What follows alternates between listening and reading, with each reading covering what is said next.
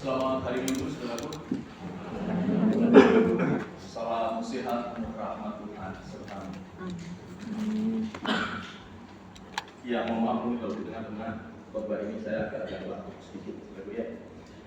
3 hari saya nggak tidur, bukan tidur, kurang tidur, saudaraku. Ya, kalau saya ditanya kenapa begitu ya, kita tahu apa yang terjadi di kita. Ya, sampai benar. dengan malam tadi, sampai dini hari tadi. Baik. Ya tentunya itu menjadi keprihatinan kita bersama. Ya kita nanti akan doakan juga di dalam doa syafaat kita untuk situasi dan kondisi Indonesia lebih baik. Ya. Baik, saudara yang dikasih Tuhan, hari ini kita belajar bersama-sama bagaimana kemuliaan itu ternyata juga bisa terjadi di tengah-tengah kerendahan. Ya. Nah biasanya orang itu kan mencari atau orang itu kan pengennya kelihatan, saudara ya. Mau jelas. Gitu ya. Nah, tapi hari ini kita diajar untuk bagaimana tidak menonjolkan diri, tetapi dirasakan dampaknya. Dan itu selaras menurut saya dengan apa yang disampaikan Tuhan Yesus terkait dengan kamu adalah garam. Ya. Garam kan nggak harus kelihatan ya Bapak Ibu ya, tetapi orang merasakan bahwa masakan itu ada garam. Nah kalau garamnya kebanyakan, malah makanannya nggak laku, gitu ya. Makanannya tidak termakan. Saudaraku yang dikasihi oleh Tuhan Yesus Kristus, berbicara tentang kerendahan hati, ya, itu menjadi sesuatu yang menarik, asik untuk dicakapkan, menarik dan asik untuk didiskusikan. Tetapi ketika kemudian masuk dalam tataran pelaksanaan, orang mengatakan, yuk gampang-gampang angin. Gitu. Sepertinya gampang, tetapi susah. Kenapa? Karena seringkali kita menjumpai ada orang yang katanya rendah hati, tetapi rendah hatinya itu di puncak menara. Jadi sepertinya rendah hati, tetapi tetap kelihatan. Gitu. Nah bisa jadi kemudian kerendahan hati itu yang menjadi versus dari sombong. Bukannya kerendahan hati yang muncul, bukannya kerendahan hati yang nampak, tetapi justru kesombonganlah yang terekspos. Dan ketika kesombongan ini yang nampak atau kesombongan ini yang kemudian dilakukan, maka rasanya tatanan menjadi rusak juga. Saudaraku yang dikasihi Tuhan, kesombongan adalah salah satu dari apa yang disebut oleh Paulus sebagai 7 dosa mematikan. Ya. Tetapi yang menarik begini, saudara, ada seorang teolog Kristen namanya C.S. Lewis, dan mungkin kita kenal nama C.S. Lewis itu dari film Narnia. Ya. Film Narnia itu berdasarkan novel yang ditulis oleh C.S. Lewis. Dia seorang teolog Kristen, tetapi menulis novel Narnia. Makanya kalau Bapak Ibu saudara semua mengikuti novel Narnia, maka sangat jelas atau sangat nampak sekali teologia mesianik yang ada di sana. Simbol-simbol Christianity atau simbol-simbol mesianik itu nampak di sana. Setidaknya kita kenal salah satu tokoh namanya Aslan. Ya, singa dari Yehu kan gitu saudara. Ya, apa yang dikatakan C.S. Lewis saudara?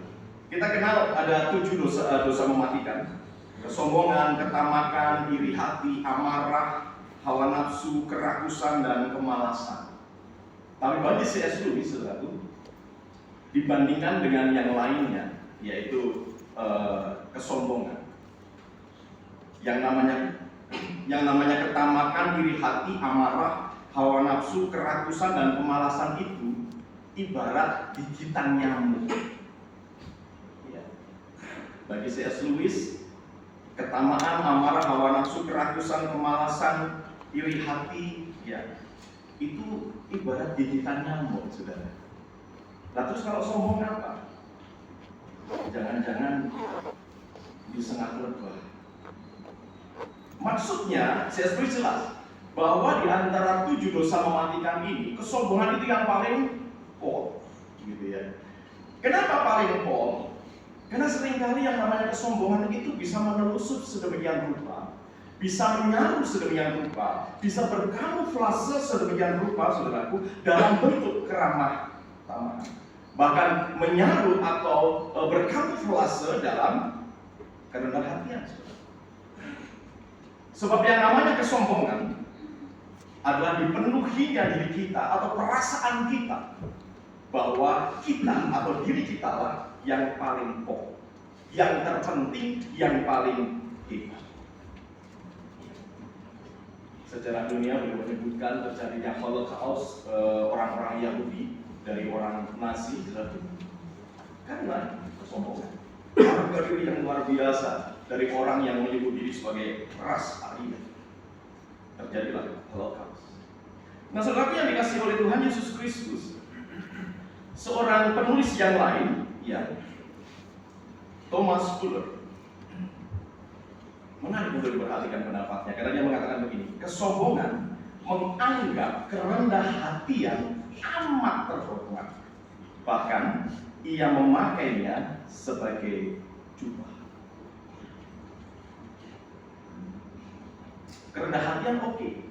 Kita harus berjuang atau memperjuangkan agar kita mampu memiliki sikap rendah hati. Tetapi jangan sampai kemudian kita merayakan kerendah hatian itu.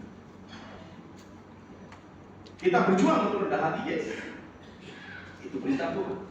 Bahkan di dalam apa yang disampaikan Tuhan Yesus tadi jelas. Orang sombong akan direndahkan, begitu kan? Tetapi orang rendah hati akan ditinggikan. Kita harus berjuang untuk menjadi rendah hati, pasti. Tetapi jangan pernah kemudian kita merayakan kerendahan hati. Sebab ketika kita merayakan kerendahan hati, itu artinya kita sombong. Nah, persoalannya seperti saya katakan tadi, saudaraku, kamuflase dari kesombongan ini seringkali justru muncul di dalam bentuk kerendah hatian.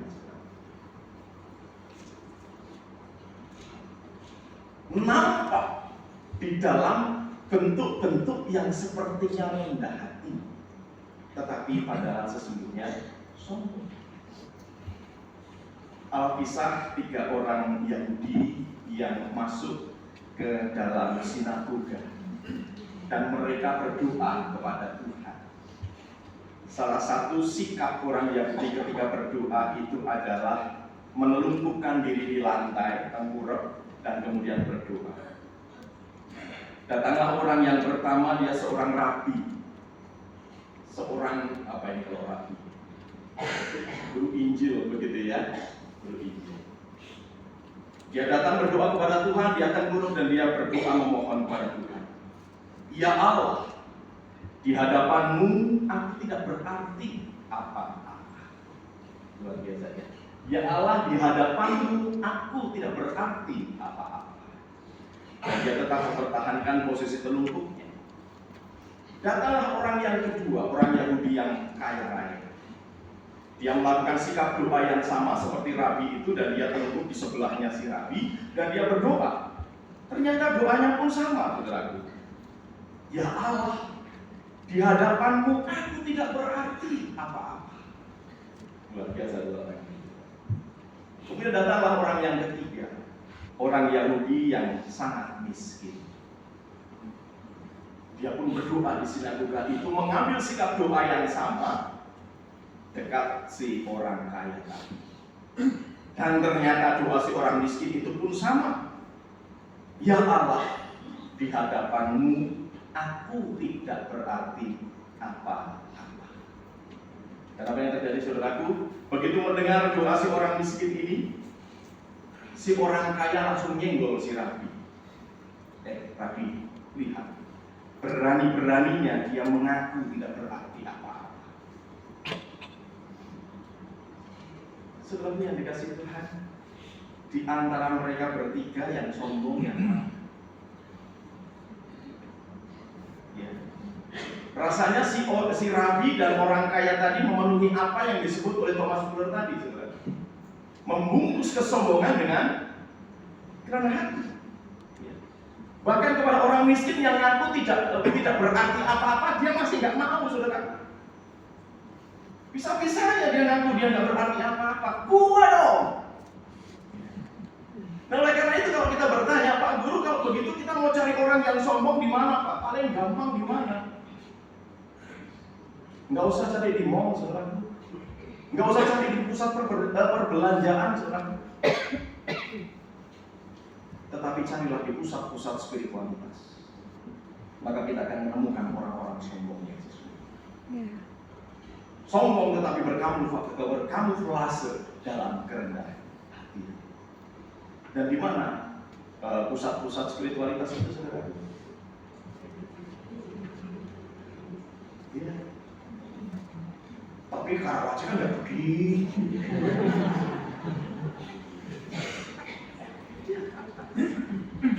Karena ketika orang bersembunyi di balik spiritualitas, ketika orang bersembunyi di balik pelayanan, iya, dengan mudah orang akan mengklaim bahwa ini belajar rendah hati. Tetapi pertanyaannya adalah, betulkah itu benar?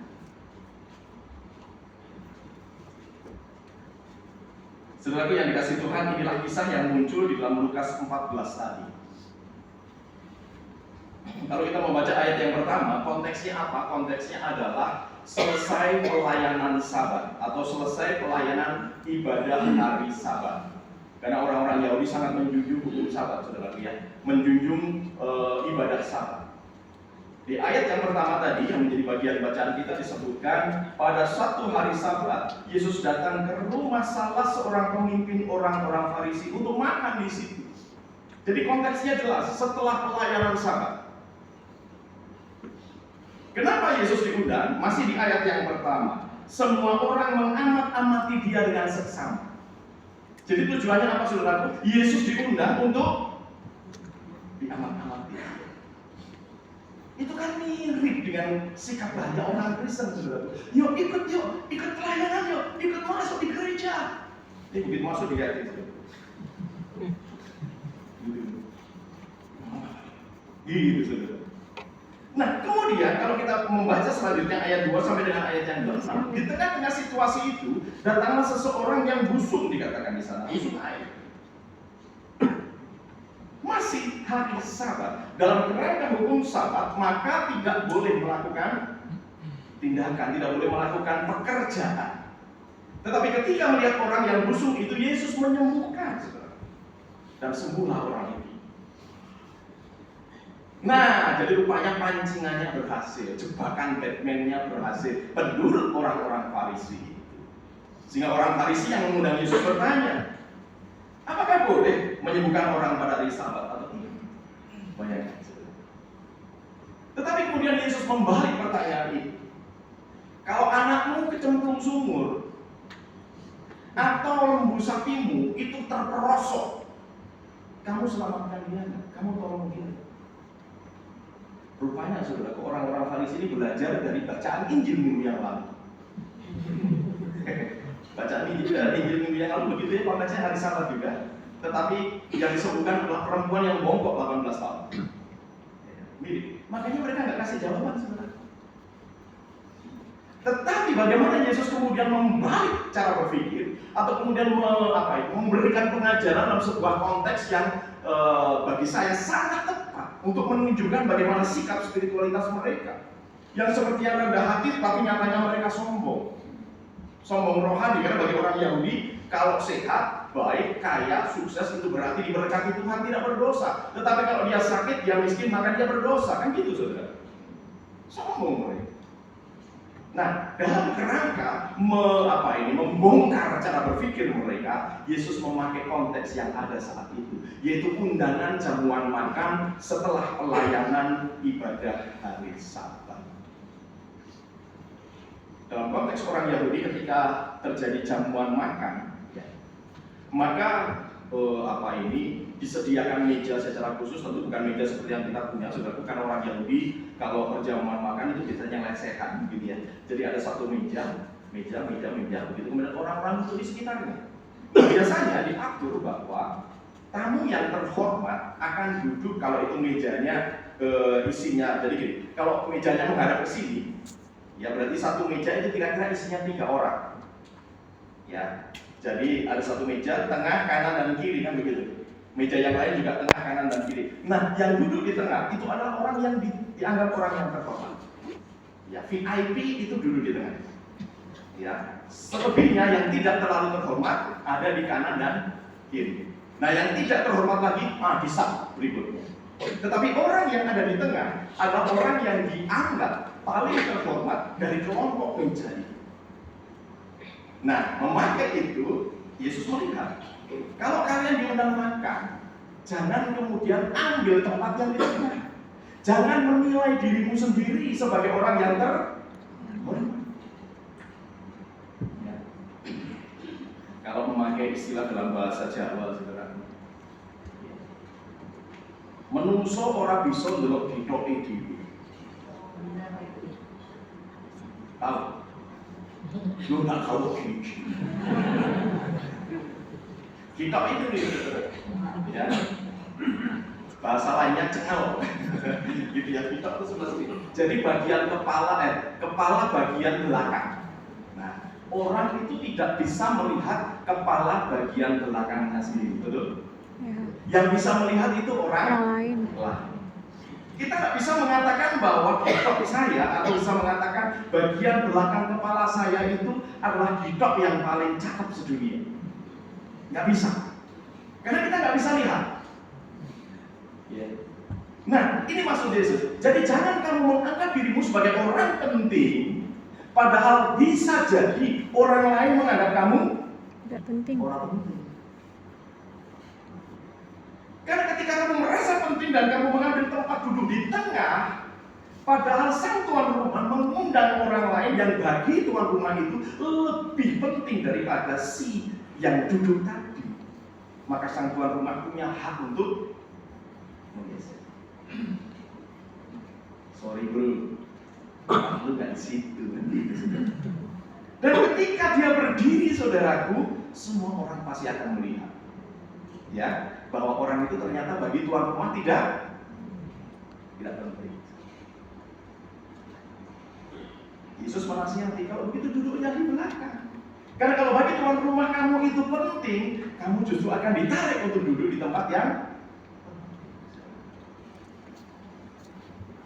Jadi kalau Anda datang ke gereja, disuruh maju,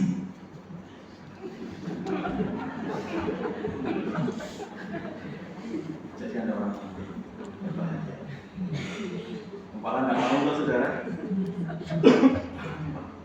Kalau di gereja kan sifatnya gitu ya, datang pertama duduk paling belakang.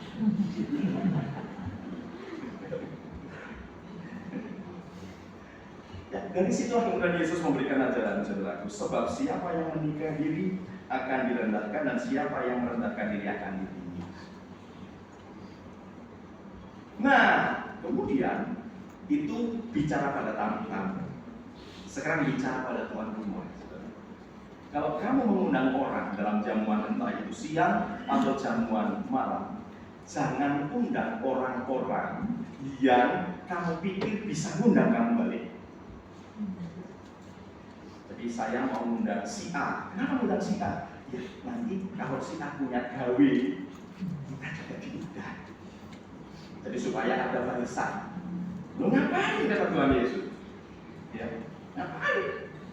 Yang menjadi penting justru ketika kamu mengundang orang-orang yang nantinya nggak bisa balas kamu, yaitu mereka kaum disabilitas, orang-orang miskin, orang buta, orang tuli, dan lain sebagainya. Kalau mereka itu diundang oleh kamu, maka mereka pasti nggak akan bisa membalas kamu.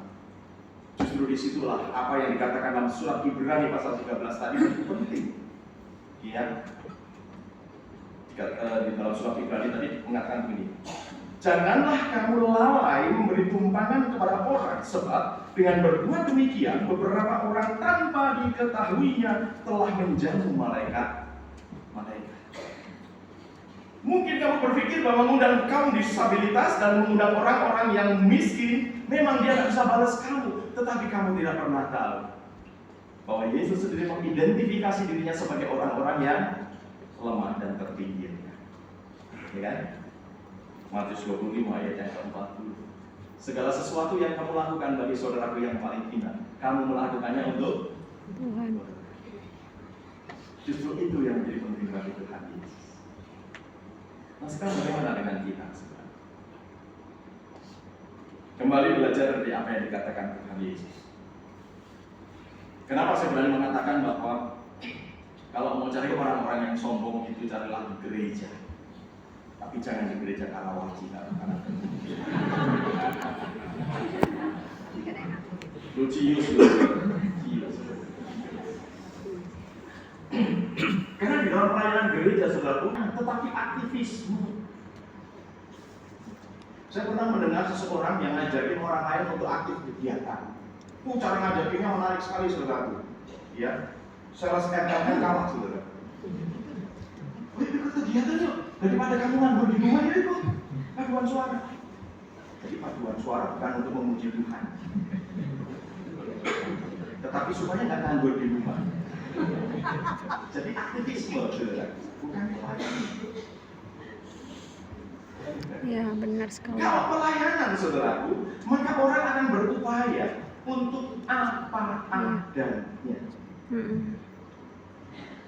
Bukan mengada-ada, bukan pula seadanya, bukan pula ada apanya. Ada banyak orang yang melakukan, kenapa melayani? Ya karena ada apanya. Gitu. Ada apa? Lu nanti namanya dicari terus. Ada piagam penghargaan. Telah menjadi panitia bla bla bla bla. Nanti kalau sudah dikumpulkan setebal ini, namamu tercatat di surga. Itu ada. Lah kalau mengada-ada, ya jelas mengada-ada saudaraku. Contohnya, ya nggak perlu gitu ya diperlok-loki gitu kan. Contohnya mau paduan suara nih saudara, paduan suara jam 7 pagi. Sudah bangun jam 3 pagi, pasang sanggul, mandi, selesai menyanyi, semua orang ditanya, nyanyinya piye? Bagus apa enggak? Nah itu mengada. Nah kalau apa ini seadanya, lah kalau seadanya, ya besok nyanyi, latihannya baru malam ini. Itu seadanya. Tetapi kalau apa adanya, saudaraku, apa yang ada dalam diri Anda, itulah diberikan secara optimal dan maksimal. Wah, Pak, ini kan kalau apa ini besok paduan suara, besok pakai baju apa, gitu kan? Oh, pakai baju atasnya terang atau putih, bawahnya gelap. Lu nggak punya putih. Di sekolah pokok yang ada pada kamu apa? Yang penting pakai baju. Lo kan kalau pakai baju kan bahaya saudara. Semua orang lari, gitu kan? Lari mendekat, kan bahaya saudara. Jadi nggak usah mengada-ada. Oh, berarti aku harus beli baju. Kalau harus beli baju itu mengada-ada. Nggak usah apa yang ada. Yang penting sopan. Kamu memuji Tuhan dan berikan yang terbaik. Karena ketika kamu menyanyi, yang mendengarkan itu adalah